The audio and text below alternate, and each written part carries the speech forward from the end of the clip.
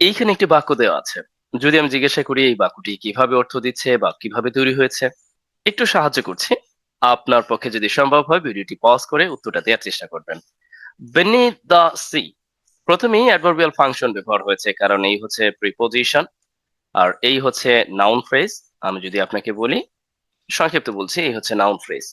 এই দুইটা মিলে এখানে তৈরি হয়েছে একটা অ্যাডভার্বিয়াল ফাংশন, এডিভি। আমি সংক্ষিপ্ত বলছি, অ্যাডভার্বিয়াল ফ্রেজ। এখানে বলা হয়েছে অর্থটা দিচ্ছে সাগরের নিচে। এরপরে ব্যবহার হয়েছে ভার্ব, মানে এই বাক্যটির ভার্ব ব্যবহার হয়েছে। এখানে এই ভার্বটি অর্থ দিচ্ছে রয়েছে। একটু নোট করতে পারেন। মূলত আপনি বলবেন যে এটা কোন গ্রামাটিক্যাল ফাংশন দিয়ে তৈরি করা হয়েছে, জাস্ট একটা টার্ম বললেই হবে। এরপর আপনি উত্তর পাবেন। বলেছি একবার, আপনি যদি আগে থেকেই জানেন তাহলে উত্তরটি কমেন্টে লিখবেন। আচ্ছা, আ লট অফ ন্যাচারাল রিসোর্সেস, এই পুরো অংশটা হচ্ছে এখানে সাবজেক্ট। এখন বলতে পারেন কি রে, বাক্যের শেষে সাবজেক্ট? তবে সবাই না, যারা আমরা জানি না তারা শুধু এই জাতীয় এক্সপ্রেশনটা করবে। এখানে এই এই পর্যন্ত অংশটা হচ্ছে মূলত কোয়ান্টিফায়ার। আমরা কোয়ান্টিফায়ারের সাথে পরিচিত হব, অনেকগুলো কোয়ান্টিফায়ার আছে। আর এই অংশটা হচ্ছে নাউন ফ্রেজ। জাস্ট সংক্ষেপে লিখছি এনপি, মানে নাউন ফ্রেজ। কোয়ান্টিফায়ার এই অংশটা, এই হচ্ছে ভার্ব, এই হচ্ছে প্রিপোজিশন, দুটো মিলে অ্যাডভার্বিয়াল ফ্রেজ। আর এই পুরো অংশটা হচ্ছে সাবজেক্ট। তার মানে এখানে মেজর তিনটি অংশ। একটা হচ্ছে এই সাবজেক্ট, যাকে আমরা ওয়ান হিসেবে নিচ্ছি। আর আরেকটা হচ্ছে এই অ্যাডভার্বিয়াল ফাংশন, যাকে আমরা টু হিসেবে নিচ্ছি, মানে কথার কথা এখানে নিচ্ছি। আর আরেকটা অংশ হচ্ছে এই, যাকে আমরা থ্রি হিসাবে নিচ্ছি। তবে আমাদের একটু হিসাবে গরমিল আছে, আমরা একটু নাম্বারটা একটু পরিবর্তন করে নিতে পারি। সাবজেক্টকে ওয়ানে রাখছি, তারপরে এই ভার্বটাকে আমরা টু তে রাখছি, আর অ্যাডভার্বিয়াল ফাংশনটাকে আমরা থ্রিতে রাখছি। এটাই হওয়ার কথা ছিল। বাক্যের স্বাভাবিক নিয়ম অনুযায়ী হওয়ার কথা ছিল প্রথমে এই অংশটা, তারপরে এই অংশটা, তারপরে এই অংশটা। বাট আমরা লক্ষ্য করছি প্রথমেই এই অংশটা ব্যবহার হয়েছে, মানে অ্যাডভার্বিয়াল ফাংশনটা। রহস্যটা কি?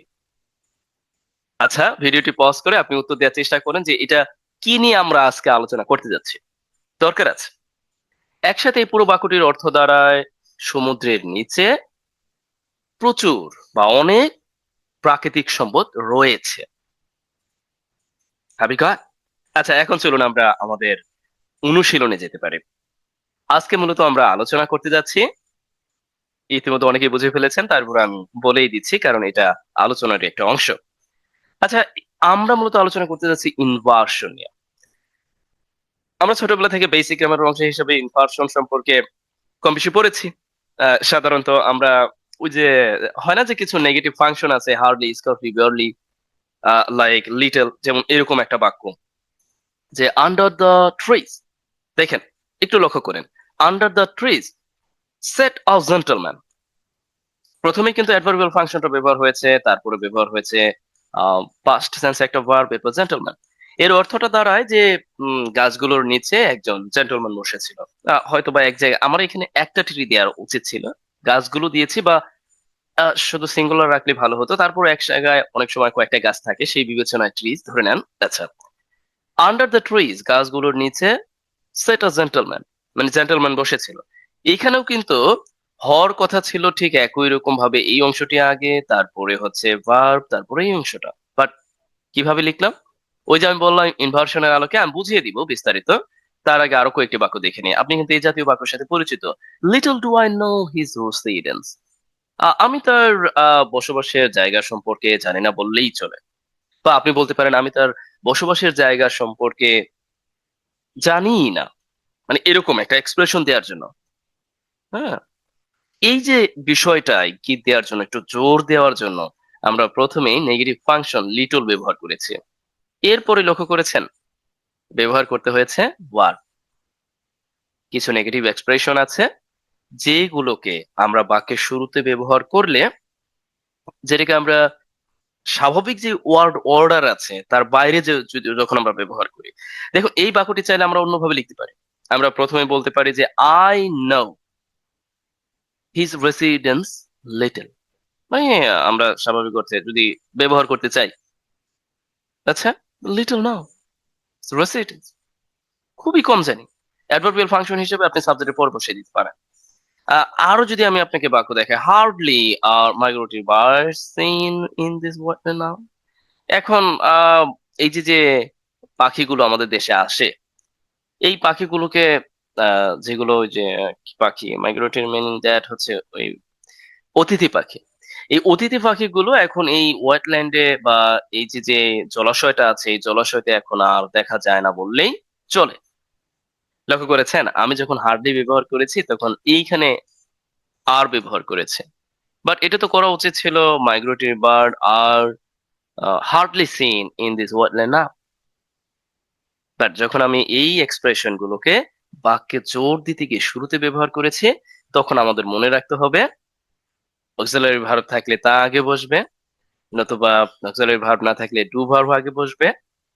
আর আদারওয়াইজ যদি আমরা অ্যাডভার্বিয়াল ফাংশনটাকে শুরুতে ব্যবহার করতেই চাই অনেকটা সাহিত্যিক ভাষায়, তখন আমাদের যেটা করতে হবে এইভাবে ভার্ব বসিয়ে দিতে হবে। যদিও লেখালেখিতে আমরা খুব বেশি একটা ব্যবহার করি না, অপেক্ষাকৃত কমই ব্যবহার করি। এই জাতীয় বাক্য লিখতে গিয়ে অনেকের কাছে একটু সমস্যা মনে হতে পারে, তবে অর্থ উদ্ঘাটনে আমার মনে হয় আপনাদের জন্য এই জাতীয় বাক্য দারুণভাবে কাছেও আসতে পারে। আচ্ছা, আমরা আরো একটি বাক্য দেখি। Under no circumstance should parent allow their children to use smartphone. এটার অর্থটা কি দাঁড়ায়? এটা আপনার জন্য কাজ না, এটা একটু জটিল মনে হতে পারে। ও না, এটা জটিল মনে হবে না, এই অংশটা আমি তৈরি করে দিচ্ছি। আমার মনে হয় না এটা খুব বেশি একটা জটিল মনে হবে, আমি এটা তৈরি করে দিচ্ছি এই অর্থে যে, মানে অর্থটা বলে দিচ্ছি। আন্ডার নো সার্কামস্ট্যান্স, কোনো অবস্থাতেই না। তার মানে কিছু এই নেগেটিভ, দেখুন এটা কিন্তু নেগেটিভ একটা ফাংশন, মানে কোনো অবস্থাতেই না। Should parents allow their children to use smartphone, এই মানে আমি শুডটা আগে ব্যবহার করেছি কারণ এই এক্সপ্রেশনটা নেগেটিভ এই সেন্সে। এরপর আমি বলেছি পিতা মাতার আসলে উচিত না তাদের সন্তানদেরকে স্মার্টফোন ব্যবহার করতে দেওয়া, বা বাচ্চাদের স্মার্টফোন ব্যবহার করতে দেওয়া কোনো অবস্থাতে উচিত না, এরকম একটা অর্থ দিচ্ছে। আচ্ছা, আমরা কি চাইলে এই জাতীয় বাক্য তৈরি করতে পারি না? ধরুন আমি এই অর্থে বললাম যে আমাদের আহ সরকারি গভর্নমেন্টের অধীনে যেই প্রজেক্ট গুলো আছে, এই অনেক লুফলস রয়েছে। বা এরকম ভাবে বললাম যে সরকারি মানে সরকারি প্রজেক্টের আওতায় অনেক লুফলস আছে। অনেক লুফলস মিনিং না দোষ ত্রুটি আছে, রাইট? আপনি কিন্তু এই যে যে বাক্যটা আমি বললাম, এই বাক্যটা কিন্তু আপনি এই নাম্বার 3, ঠিক এইটার বেসিসে করে ফেলতে পারেন। আমার কথাটা বুঝতে পারছেন? শুধু নেগেটিভ এক্সপ্রেশন এই কয়েকটি না, আরো আছে। হার্ডলি আছে, বিয়ারলি আছে, সেলডম আছে, বেশ কিছু আছে। আমরা এই জাতীয় বাক্য তৈরি করতে পারি ইনভার্সনের আকারে, সাবজেক্টের আগে ডু ভার্ব অথবা যখন আমরা এখানে ব্যবহার করব। তবে হ্যাঁ, এখানে কথা আছে, আপনি চাইলে কিন্তু নর্মাল অর্ডারে ব্যবহার করতে পারেন। লাইক এই বাক্যটা আপনি চাইলে কিন্তু একেবারে নর্মাল ভাবেই ব্যবহার করতে পারেন। কিভাবে? আপনি বললেন এরকম ভাবে যে মাইগ্রেটরি বা মানে এই যে যে অতিথি পাখি আছে, এরপরে আপনি বললেন যে আর ব্যবহার করলেন, are hardly seen in this wetland না, দেখা যায় না বললেই চলে। কথা কিন্তু সেই একই, বাট আপনি যদি এই এক্সপ্রেশনটা মানে নেগেটিভ এক্সপ্রেশনটা শুরুতে ব্যবহার করেন, তখন আপনাকে বিবেচনা করতে হবে যে এই ভার্বটিও এটা সাথেই চলে আসবে, তারপরে স্বাভাবিকভাবে যা যা বাকি থাকে তা বসিয়ে দিবেন। হাবি গট নাম্বার। আচ্ছা, আমি এটা একটু জাস্ট সমান দিয়ে আপনাকে বোঝানোর সুবিধা করে দিচ্ছি। এই এরপরে যদি আমরা লক্ষ্য করি, ধরুন এই বাক্যটা যদি আমরা লিখতে চাই স্বাভাবিক এক্সপ্রেশনে, অথবা এই বাক্যটি যদি আমরা স্বাভাবিকভাবে লিখতে চাই, তাহলে কিন্তু আমরা এইভাবে লিখতে পারি। এখন অনেকে বলতে পারেন তাহলে এটা আসলে দরকার কি? আপনি যখন পড়তে যাবেন সাহিত্যিক কোনো অংশ, বা আপনি যখন সংবাদও পড়েন মাঝে মধ্যে দেখবেন যে এই জাতীয় বাক্য তৈরি করা হয়েছে। কিভাবে যেন প্রথমেই আমরা লক্ষ্য করছি অ্যাডভার্বিয়াল ফাংশন অথবা এইভাবে নেগেটিভ এক্সপ্রেশন, তারপরে ভার্ব ব্যবহার করা হয়েছে। এটা হচ্ছে স্বাভাবিক অর্ডার হচ্ছে এইটা, যে a lot of resources, এরপর আপনি ব্যবহার করে দিলেন যে লাই, তারপর স্বাভাবিক অর্থে and beneath the sea, just okay হয়ে গেল। খুব বেশি জটিল মনে হয়েছে? আচ্ছা, আজ এ পর্যন্ত। আপনার জন্য বাড়ির কাজ হিসেবে ইতিমধ্যে আমি বলেছি, আপনি বলবেন যে সরকারি প্রজেক্টের আওতায় অনেক অনেক লুপহোলস রয়েছে, মানে দোষ ত্রুটি রয়েছে। জাস্ট এতটুকু লিখবেন। আরো একটি বাক্য লিখবেন, আমি বাংলা মুভি দেখি না বললেই চলে। এটা কি খুব বেশি জটিল হবে?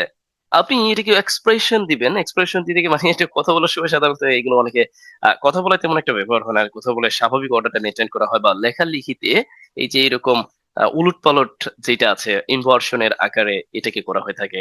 আশা করছি বুঝতে পেরেছেন, আমি মুভি দেখি না বললেই ছিল। আপনি এটা ইনভার্সন এর সাহায্য নিয়ে লিখবেন। হয় লিটল ব্যবহার করবেন, অথবা স্কার্সলি, নতুবা সেলডম, অথবা হার্ডলি, নতুবা barely, whatever, you know, even if number two day, thank you so much.